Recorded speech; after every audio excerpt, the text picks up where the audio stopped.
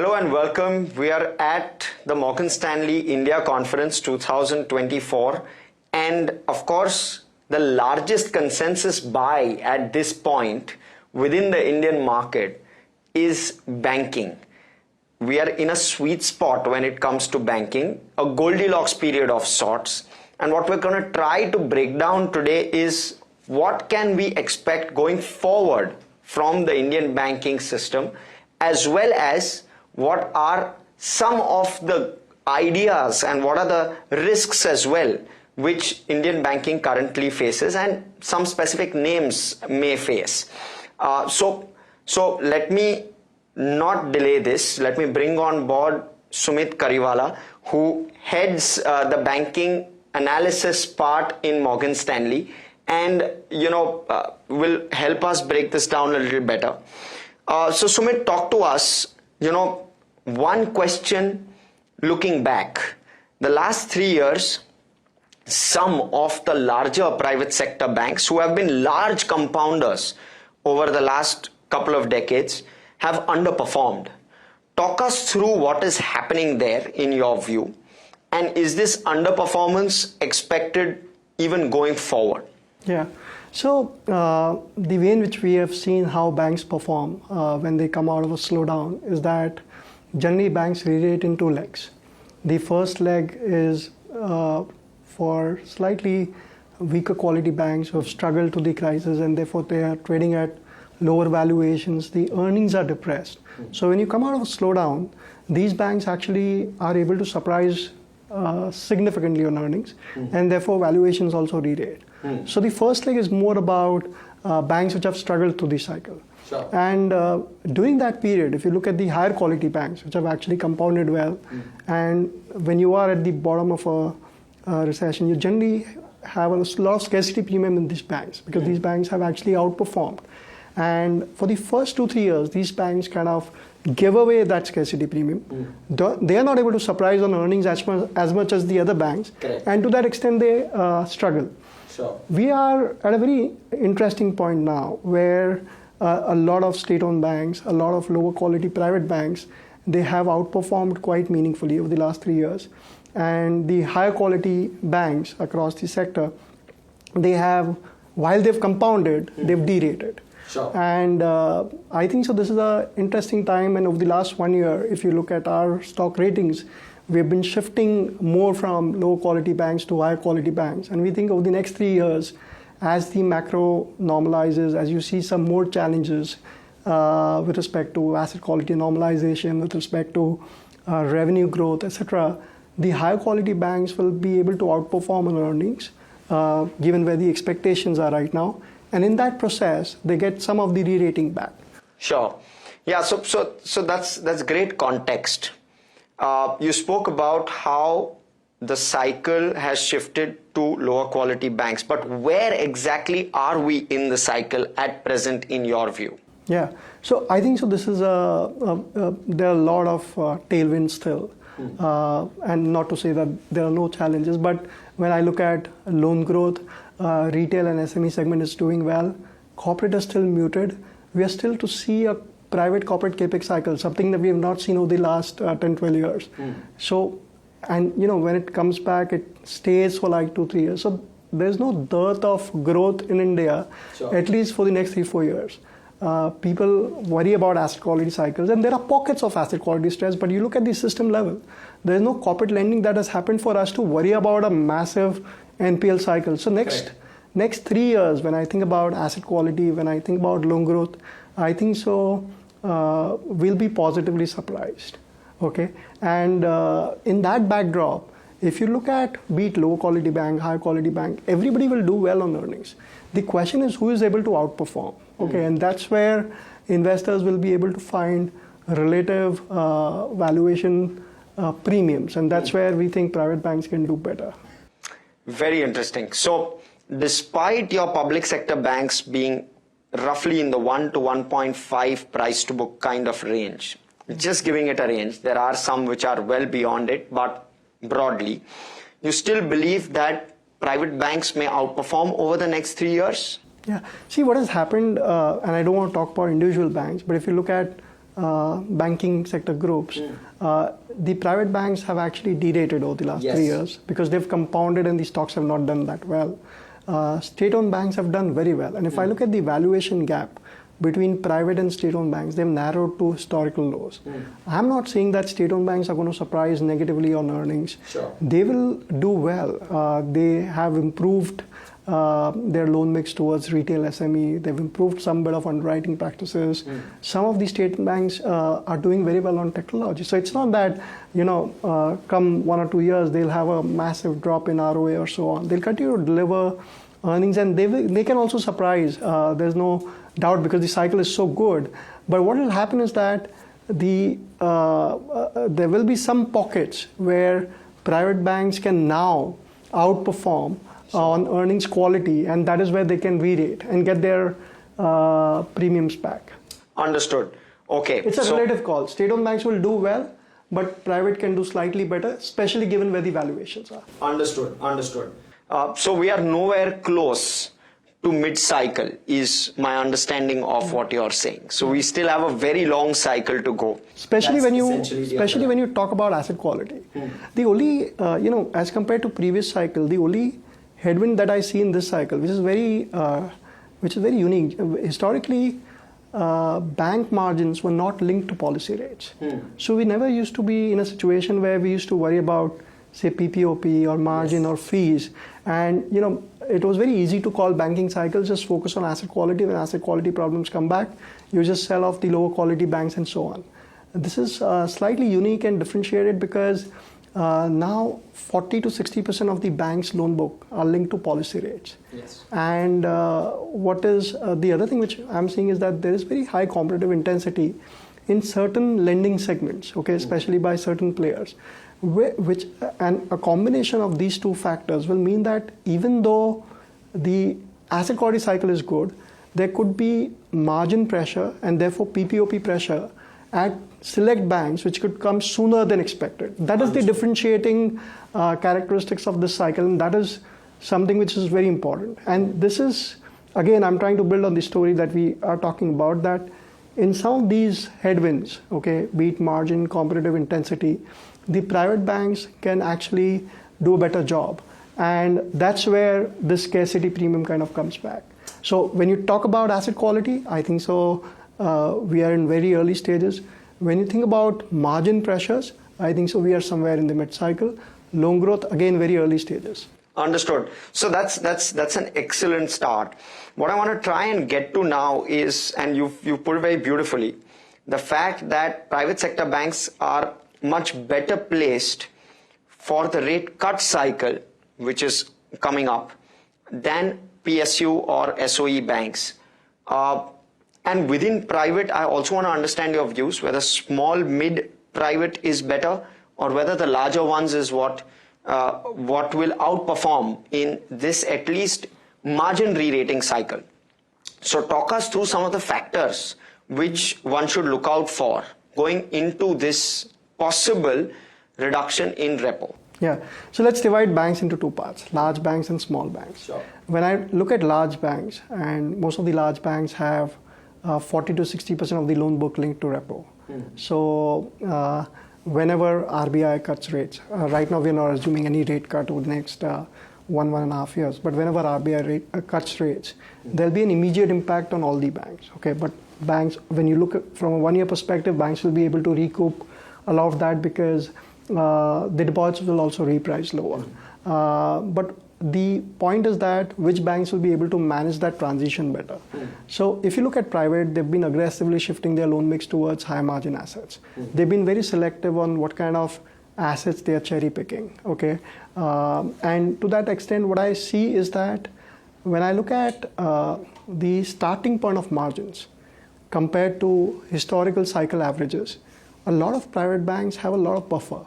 So there are banks where margins are 30 to 50 bips higher than the historical averages. This is not something which I see with the state-owned banks. And what will happen is that as you see a potential rate cut cycle, as you see competitive intensity kind of sustain, as you see deposit costs continue to move up, some of these banks will be able to retain their margins still above pre-cycle averages. And that would mean that the ROA while it's moderating, it's still above cycle averages, and that's a good point. And when they're able to do that, people will say, okay, the ROA moderation for these banks is lower, these banks is higher. And to that extent, again, getting back to the point, that's where you see that some of that scarcity premium build up and reallocation from lower quality banks to high quality banks and so on. Again, just to be very clear, the lower quality banks could be in the private banking space as well. Understood. When I think about the smaller banks, yes, the smaller banks, the share of repo linked loans for them is not that high. Secondly, the smaller banks have higher share of wholesale funding. Not everybody, but a lot of them. And what will happen is that when you see a rate cut cycle, they will actually see the liability reprice faster than the larger bank. Sure. And to that extent, they'll be able to manage margins better. So the dynamics will change depending on the cohort we are talking about. But if I have to summarize in one line, there are a lot of higher quality banks which have margins which are much higher than pre-cycle averages. And those are the banks I would think can outperform. So many excellent takeaways, at least from this interview, right off the bat. So very interesting. But let me push it a little bit further. Challenges and risks. You have deposit growth currently, which is it's a tough environment for deposit growth. Q4 seasonally is strong. Maybe that's why the numbers were better. Do you expect it to sustain in FY25? Yeah, so deposit growth has been a very big debate, and our view has been that a meaningful part of the challenges are cyclical and linked to inflation. And as inflation moderates over the next 6 to 12 months, we should expect some improvement in deposit growth. Also, the liquidity situation will improve as the government starts to spend and so on. If you look at last 2 years, okay, when the liquidity conditions have only tightened, if you look at headline deposit growth, it has improved from 11% to 13%. So one of the metrics that we track to assess deposit growth is real deposit interest rates. So the cost of deposit growth, the cost of deposits is moving up, and that is a fact which will continue to happen. But I don't think so. We are in a situation where deposit growth won't accelerate over the next couple of years, and there'll be a significant hindrance to loan growth for the sector. Well, that says a lot. I also want to try and touch upon margins, because in the consensus view, margins have not declined as much as they ought to have. And that's a bit of a surprise because deposit growth hasn't come through. You're suggesting FY25-26 will not be as bad as an FY23-24 where deposit growth is concerned. And therefore, do you believe margins will now hold up at these levels? Some of the private banks have been declaring margins which are far better than the consensus. Yeah, so I think so margins for the sector peaked 3-4 quarters back. Sure. Okay, and since then they've been moderating. I think so the pace of moderation could slow, and you may not see as much of margin contraction as you saw in fiscal 24 and fiscal 25. And this is also based on an assumption that there's no rate cut in fiscal 25. But again, I would tell you, like, the tailwind that you see on asset quality and growth, you don't see that much tailwinds on margins. And which is why I'll again come back to the point that when I look at margins for banks and I go bank by bank and I look at where do you have that buffer to offset the competitive intensity, to offset a potential RBI rate cut cycle and still manage margins above cycle averages. And those are the banks which will do very well. Understood. And those are largely in the private basket. There are, it's across the segment. There are some mid-sized private banks. There could be 1 or 2 state-owned banks as well that can do well. But you just select them and play them over the next 2-3 years, and that's how we generate alpha in this sector. Understood. We've seen very, very recently, over the last month or so, we've seen deposit rate hikes coming from State Bank of India and very recently from HDFC Bank as well. Typically, when these two hike rates, it largely means that the sector as a whole will have to hike rates, or pretty much all players will have to. In your sense, therefore, margin headwind largely behind even despite some of these hikes? Yeah. So I don't want to again comment on HDFC Bank or SBI hiking deposit Fair. rate, but let me take a broad question. Yes. See what you will see on deposit rates across the sector is that some banks which had meaningful amount of liquidity or better liquidity than the system, they were not catching up on deposit rates fully. And some of the banks which were more liquidity starved, they were actually raising deposit rates. And what will happen is that even though overall headline deposit rates don't move up, you will see some banks catching up. So that is one trend that you're seeing. The other thing which I notice is that if I look at the deposit rate that banks are offering in the peak bucket, that is not changing materially. Okay. What is happening is there are more and more buckets which are moving up to the peak deposit rate. Sure. So what is going to happen, and what is very clear, is that deposit costs will continue to rise. And it's not only about term deposit cost. I think so CASA growth to come in line with overall deposit growth will also take time. So you will see deposit costs continue to rise, and therefore I'm saying that margins will continue to moderate. It may not moderate as fast as you saw in fiscal 24 because a lot of deposit rate hikes are done, but it'll still be lower than what you saw at the exit of fiscal 24. Sure. So we've spoken about a lot of positives. And we've spoken about maybe one or two negatives, including deposit growth. Any other negatives that one needs to keep in mind and price in if one were an investor in this space? So so deposit growth is obviously a challenge, and there are some structural elements to this. You know, we now focus on LCR, liquidity coverage ratio guidelines, and what LCR does is that it not only focuses on quantity of deposits, but also quality of deposits. Sure. Where if you have a wholesale deposit as opposed to a retail deposit, the amount of liquidity that you need to maintain is higher. So that is one structural change, and some of these things will actually build up in cost of deposit that you see in this cycle.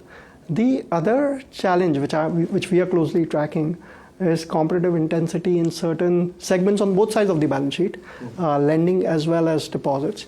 And on the lending side, in some of these segments, especially on the corporate side, you've not seen enough pass-through. Okay. And therefore, if I look at loan spreads for some of the banks, they have come down quite meaningfully, and RBI publishes this data on a monthly basis. And that could be a meaningful headwind in fiscal 26 if banks don't course correct on pricing. My base case view is that as the liquidity continues to get tighter, as banks raise deposit rates, they will try to course correct on pricing even on the corporate side. You've seen some positive moves on the retail and SME side, but still to see that on the corporate side. And if that happens, fiscal 26 will be manageable. But that is one risk that I'm closely monitoring, and I don't think so consensus is building that into their numbers. Very interesting. So that's one risk clearly to keep in mind. I know you need to run, but a couple of quick questions. One is on corporate credit growth. When do you expect the cycle to kick through? Yeah. So on corporate credit, what you've seen over the last 2-3 years is that the working capital part of corporate credit has done well. And but you know that in isolation can't drive overall credit growth, and that is again not that remunerative. The remunerative part of credit growth is the capex linked credit growth. What is happening is that you've seen a proper pickup in investments. The quantity of that investment which is credit intensive, which is coming to bank from a credit perspective, is still relatively small because some of these corporates are trying to fund internally. And so I think over the next 2-3 years, you will see an acceleration in corporate capex cycle. We've talked a lot about that. And what will happen is that the credit intensity of that capex demand will also go up. And that will hopefully mean that we are growing at 15 to 17% over the next 3 years very easily from a loan growth perspective. Well, that's super bullish. Last off, I want to try and cover the regulator. We have comments coming from industry stalwarts saying that in some form criticizing the regulator.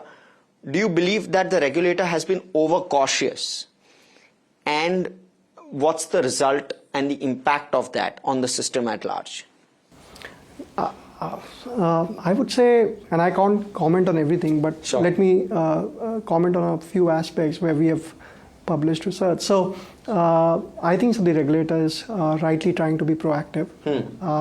There's been a lot of debate on this guideline that came with respect to projects under implementation, where the RBI has tried to put some upfront provisioning when banks are trying to finance capex loans.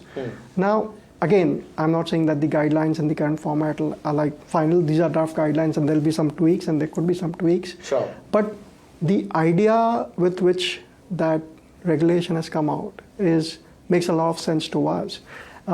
If you think of an infrastructure loan, in the first 3 years, the probability of that loan going bad is very low. So Yes. there are no NPLs. The fee income is upfronted. You make very healthy NIMs on that.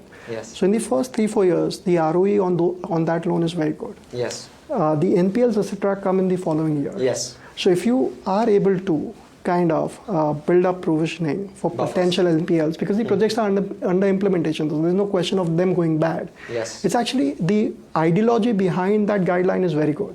Whether 5% is right, 3% is right, that obviously the banks will come back to RBI and there'll be a guideline. So I think so. The RBI is trying to be proactive as far as my understanding goes, and some of these measures are good. Understood. Thank you so much, Sumeet. It's been a pleasure speaking with you. And of course, plenty of takeaways, but essentially 2 to 3 things that really hit my mind is your possibly midway through the cycle with regard to rates. You are well below mid when it comes to the cycle with regard to asset quality. So you have maybe 2 to 3 years of buffer where you'll continue to see very solid numbers from the banking system as a whole. Very interesting conversation. Thanks so much for staying tuned.